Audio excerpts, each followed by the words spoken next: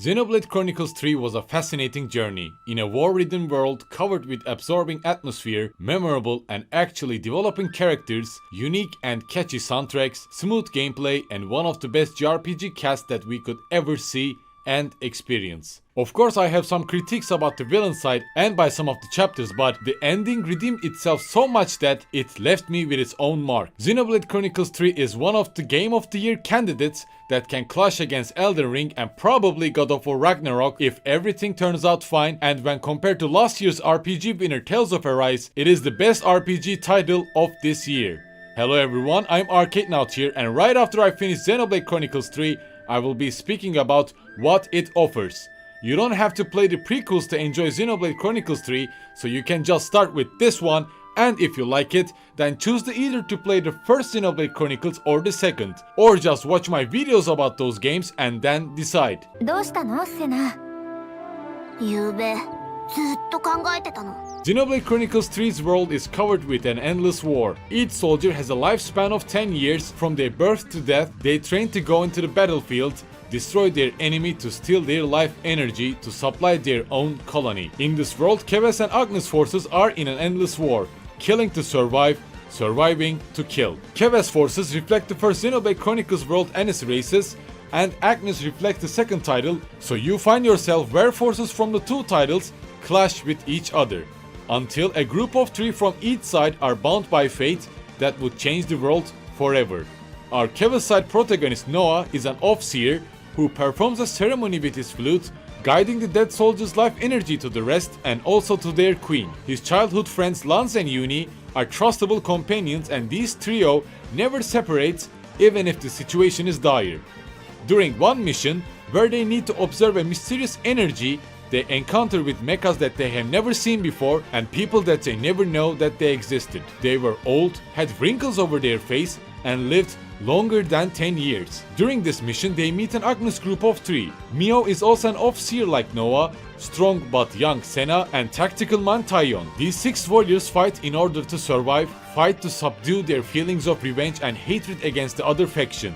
But during this encounter, that mysterious figure tells them they are not indeed enemy, but the threat is something else. He grants them a power called Ouroboros that interlinks them to change into another being, forcing these two groups to work, collaborate and trust each other to fight against a bigger threat called Mobius that seems to pull the reins of this world. From the very first chapter with this motive on your mind, with a group of 6 characters that really have the potential of being a protagonist, you journey into a vast, charming world that Switch hardware literally cannot support anymore, but to reduce resolution to keep the smooth gameplay at all times. 6 of these characters talk, laugh, fight and trust each other, presenting you one of the best JRPG casts that you could ever see.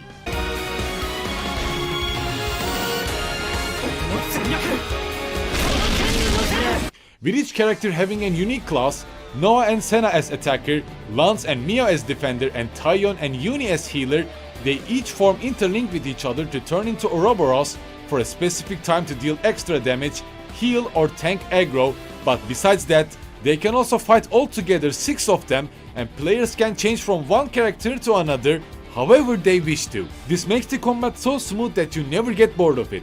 On the other hand, these 6 characters have their own 6 unique classes that all of the characters can change into, and another 17 class that can be unlocked by the chapter 6. With each class using a different weapon and different utilities, each class feels unique and enjoyable, which lets players to form their own party composition however they wish to.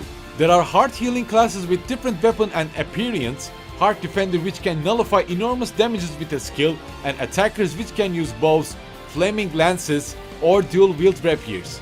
They all do feel unique and fun, which you can experiment and level up. These classes unlock either by continuing the story or doing side quests called hero quests, which also unlocks a temporary 7th party members as heroes, which you can change whenever and however you wish to. As a gameplay aspect, there is literally no flaw by Xenoblade Chronicles 3. You wander around in an enormous map that feels like an MMORPG. There are monsters or threats that wander around and you can just initiate the combat without any loading screen whatsoever, doing combos, turning into an Ouroboros, and these all feel incredibly smooth that other JRPG developers need to learn from. You might need some time to get used to complex looking UI, but trust me, this UI got better by Xenoblade Chronicles 3. AI reacts to your party needs, they act accordingly, and all of these aspects are just fun. Combat never felt dull for me, never felt frustrating, and there are more than 5 different soundtrack variations that plays when fighting against an enemy. Normal fight has a different soundtrack, for example, rare enemies have different, elite enemies have different, and bosses even different. And even when doing a chain attack, a different soundtrack plays, and all of these soundtracks are really catchy, moving and memorable. いかに貴重で代え難いものであったのか。職は近い。 My Xenoblade Chronicles 3 experience took around 65 hours. It was really a memorable journey with lots of memorable characters, cutscenes and events that lead to the development of each character and also the world around us. By being in Ouroboros, Noah, Mio and their friends began to liberate each colony that they encounter from both Keves and Agnus' side. They also develop an aim of freeing these soldiers from this endless cycle of war and survival to fight against this Mobius. My one and only critique is about the villain side. Mobius members called as consuls.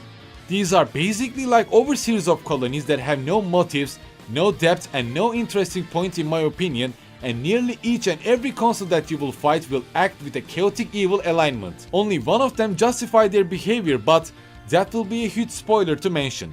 Especially when compared to prequels, Xenoblade Chronicles 3's villain side feels extremely weak in my opinion, especially when compared to Xenoblade Chronicles 2 villains.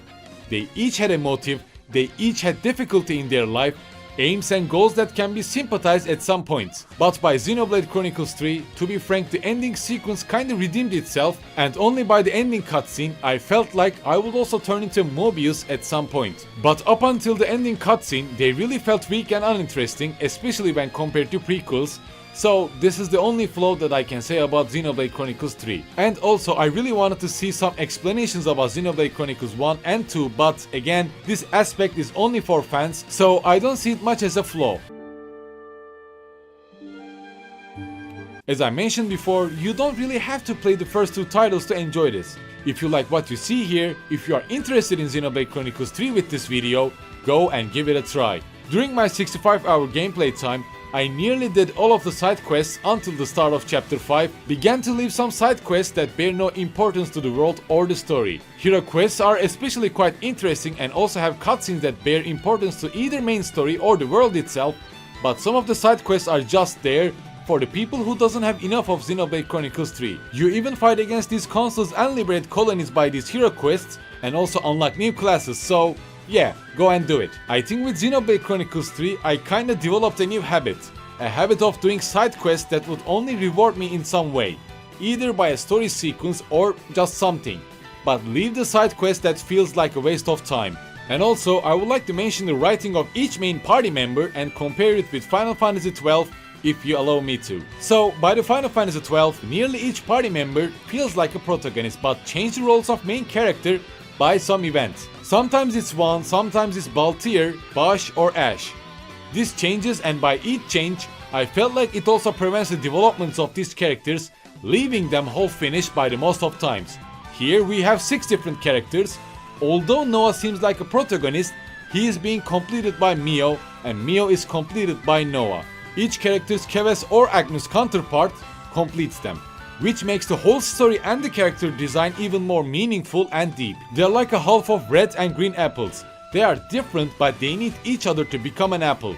So all of these characters just feel unique and has the potential of being a protagonist, never steals the spotlight from one another, and not even one character feels frustrating. The only frustrating part about this game is probably the consoles for me, but the meaningful developed part is our main cast and then the heroes, I would say.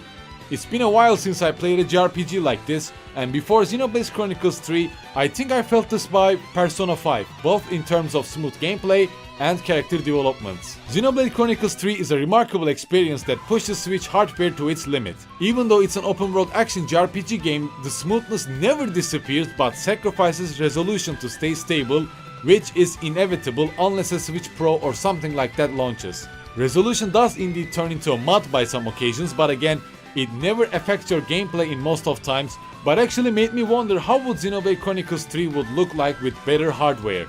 一緒に送り人してた。みやびっていうの。It's still early to decide on Game of the Year, but as I mentioned previously, it's a strong contender and deserves to be at least the best JRPG or the soundtrack award. At least. Even if you play previous Xenoblade Chronicles or not, if you find it interesting, charming or have any curiosity towards JRPG titles, I would recommend it since it's one of the best games of 2022. I think I will be playing it from time to time to complete it by 100% at some point and wait for any future DLC content that will show me more of its story or the future of Xenosaga. Just give it a chance, you won't regret it.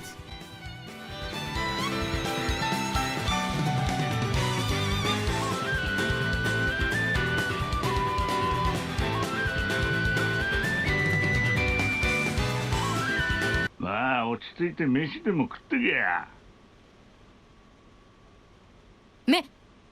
飯